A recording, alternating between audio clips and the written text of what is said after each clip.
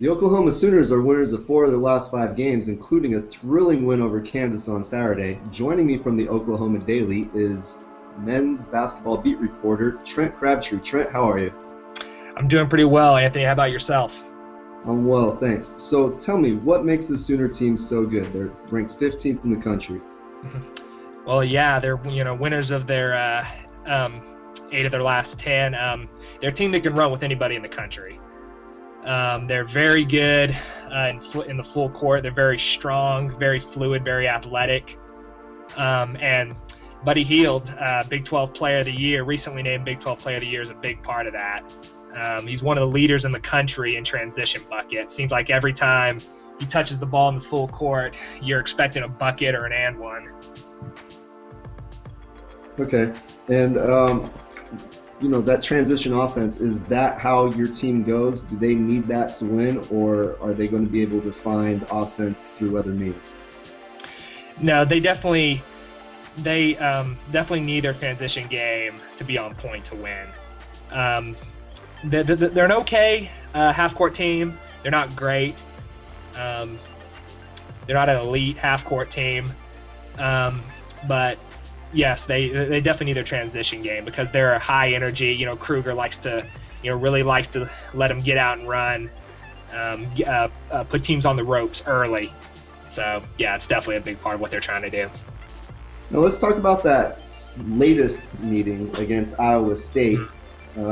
We talked earlier, and you said that it was maybe the best and the worst that Oklahoma has played this season. Yeah, to me, it kind of represents the, I guess you could say, Dr. Jekyll and Mr. Hyde quality that OU has kind of taken on at points this year. They led 37-18 at halftime. That's because their transition game wasn't full effect. They were getting out, knocking down transition threes. And they actually did a pretty decent job of holding ISU, of locking them down on the perimeter too. They weren't making, I think they went 1 of 9, 1 of 10, something like that from beyond the arc in the first half. So OU led 37-18 at the half, but they were outscored 59-33 in the second half. All right, so what was Iowa State able to do to neutralize that transition offense? Well, they eventually adjusted to OU's tempo. They started to meet them at half court, really get up in their faces, with the press. And they essentially just forced OU into becoming a half court team. It made them actually have to set up, run the offense, look for smarter shots, and OU just didn't do a very good job of adjusting to that slower tempo. Now, if Oklahoma finds themselves in a situation in the tournament where they are stuck in that half-court offense, can they rely on their defense to get the stops to push them forward onto the next round? I don't believe so. I think that they're gonna have to be a team that just scores with consistency and just keeps that up-tempo, quality going throughout the game. Because their defense is much improved this year. There's no doubt. They're all of the defensive statistics, across the board are much better than they were last year. But I think they've shown this year that they have to score. They have to keep up with teams, just like they weren't able to do against Iowa State in the second half. Okay. Now, Oklahoma does lack a true center. If you're a team playing against them, are you going inside? Yes, I would say so. Even though Tayshaun Thomas and Ryan Spangler, the pickup of Tayshaun Thomas in the offseason, transfer from Houston, that was a big pickup. Definitely makes us a lot more stout inside.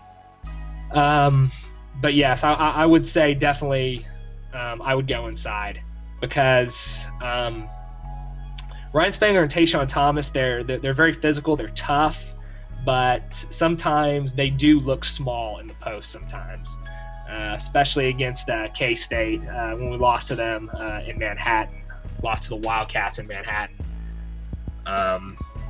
They're getting beat on the glass. All right. Now, coming up on Thursday, you have a Big 12 matchup against Oklahoma State. Any prediction? Um, I think I do believe the Sooners are going to win. I do think they've already beaten the Cowboys twice this year. They have two of some of the best scorers in the Big 12 in Phil Forte and LeBron Nash. Obviously, is always going to be very difficult to deal with. But I think Oklahoma's going to be able to get it done on a neutral court. I think they're clearly the more talented team. They're the more well-coached team. So yeah, I think they pull out the victory. All right, and that game is taking place this Thursday at 9 p.m. Eastern.